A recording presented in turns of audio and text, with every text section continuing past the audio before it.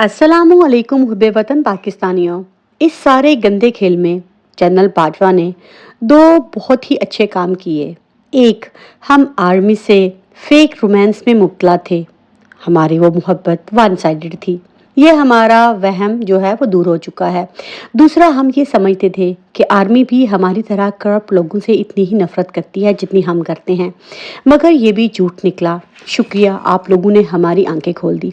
और आप बात करते हैं नवाज शरीफ के हवाले से कि नवाज शरीफ पाकिस्तान लौट चुके हैं, और जो कुछ आज हाई कोर्ट में हुआ उसने आपकी आंखें खोल दी कि जज इतने बेबस हो चुके हैं और नैब इस हद तक बेबस हो चुकी है कि वो खुद कहती है कि हमें मुलजिम की जो है वो गिरफ्तारी मतलूब नहीं। तो अब सवाल ये पैदा होता है कि नवाज शरीफ को वो कौन से ऐसे मकासद पूरे करने के लिए लाया गया है।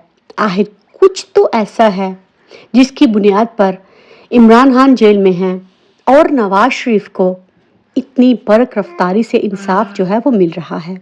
तो मैं आपको बताती हूँ, क्योंकि इस टाइम पर एक खुफिया डील जो कि अमेरिका एस्टेब्लिशमेंट और नवाज शरीफ के दरमियान हुई थी, उसमें कौन कौन से नकात हैं और किस टाइम पर नवाज शरीफ ने क्या कुछ करना है, तमाम डिटेल से आप लोगों को आगाह करूंगी। सबसे पहले तो ये है कि दो बड़े मकासद जो हैं उनके तहत नवाज शरीफ को लाया गया है। एक ये है कि इंडियन बालादस्ती को तस्लीम करना। हिते में नेपाल, भूटान की तरह नवाज शरीफ जो है वो ताबेदार बच्चा बनकर रहेगा। इस मिशन का आगाज आपने देख लिया पहले ही दिन नवाज शरीफ की मीनारे पाकिस्तान वाली तकरीर में। उन्होंने इंडिया को ये पैगाम दिया कि वड्डे भाई तुसी जो कुछ भी करो, फिक्र नहीं करनी, मैं तुम्हारे नाल हां।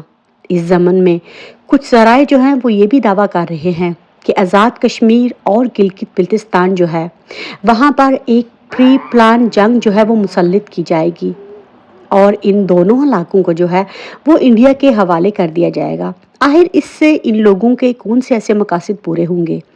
तो अगर जंग करके आज़ाद कश्मीर और गिलगित जो है वो हम इंडिया को दे देते हैं, तो इससे मुहब्बे वतन पाकिस्तानियों, चीन हमारा हमसाया नहीं रहेगा। इस प्लान से चीन और पाकिस्तान जो हैं वो दोनों से कट जाएंगे। तो दूसरी तरफ जो है वो हमारा चीन जो है कभी भी साथ नहीं देगा। दूसरा अहम मकसद, नवाज शरीफ जो है वो इसराइल को तस्लीम करने का ऐलान करेगा। इसके लिए इसराइली वुज़रा जो हैं रोथशील्ड फैमिली समेत नवाज शरीफ से लंदन में मुतअद्दिद मुलाकातें कर चुके हैं और सारे मामला जो हैं वो पहले ही तय पा चुके हैं।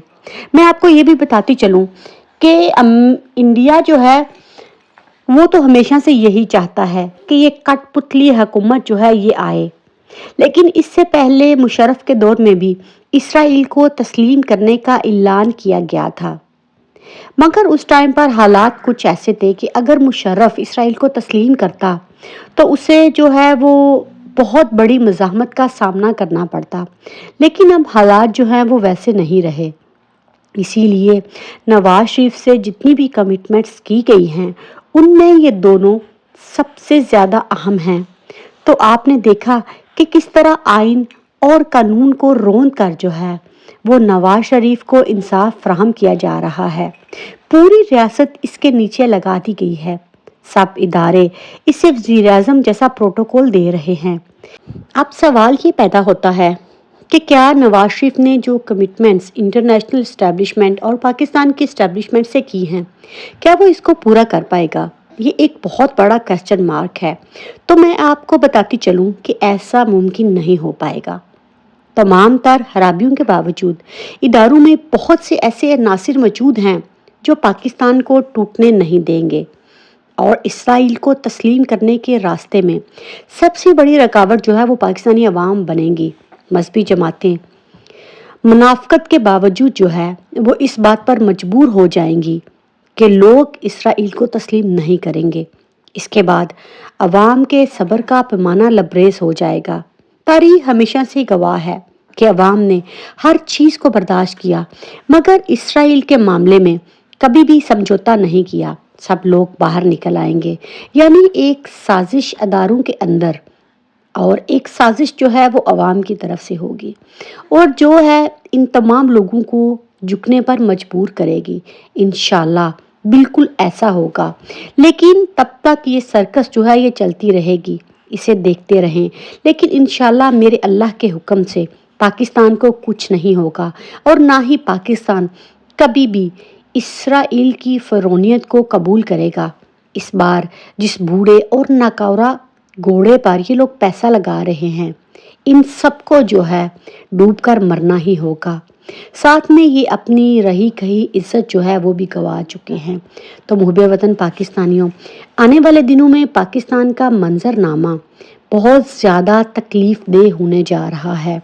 मकसद एक ही है कि पाकिस्तान को हर कीमत पर हमें तोड़ना है।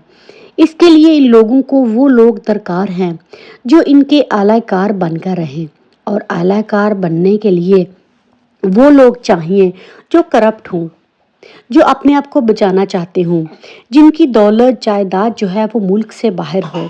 और उसमें नून लीग जो है वो तो सरे फहरिस्त है ही। ये लोग इस हद तक करप्ट हैं कि इनकी फाइलें जो हैं वो इनके आड़े आ जाती हैं। शायद ये भी पाकिस्तान के लिए इतने बुरे फैसले ना करें, लेकिन जो करप्शन इन लोगों ने की है वो करप्शन जो है वो इनके आड़े आ जाती है, जिसकी वजह से ये लोग मजबूर हो जाते हैं कि ये अपने घुटने जो हैं वो पूरी तरह इन अदालती निज़ाम के आगे टेक दें। तो आज आपने देख ही लिया कि अदालती इश्तहारी के लिए किस तरह अदलिया के दरवाजे खोले गए, और जो कुछ इन लोगों ने इमरान खान के साथ किया है उसकी मिसाल तो हमें कभी मिलती ही नहीं। तो मुहब्बे वतन पाकिस्तानियों, आने वाले दिनों में हालात बहुत ज़्यादा ख़राब होने जा रहे हैं। इसीलिए तो इन लोगों ने इमरान खान को जेल में डाला था, ताकि अवाम जो है वो किसी भी कीमत पर बाहर ना निकल सके। लेकिन अगर हमने अपने मुल्क को बचाना है तो हमें अब अकेले अपनी जंग लड़ना होगी, क्योंकि ये सारे शिकारी हमारा खून नोचना चाहते हैं। ये लोग तो लूट कर घसीट कर पाकिस्तान से बाहर चले जाएंगे, क्योंकि इनकी फैमिलीज और इनके बच्चे और तमाम तर असासे बाहर हैं। सोचें हम क्या करेंगे। इमरान खान के दौर में हमें 150 का पेट्रोल जो है वो मिल रहा था, और अब वो 300 तक पहुंच चुका है। तो महंगाई का ऐसा तूफान आएगा जिससे गरीब जो है वो तो सफ़ा हस्ती से मिट जाएगा। और यही इन लोगों का मकसद है कि लोग खुद ही खुदकशियाँ करें और पाकिस्तान जो है वो सोमालिया बना दिया जाए।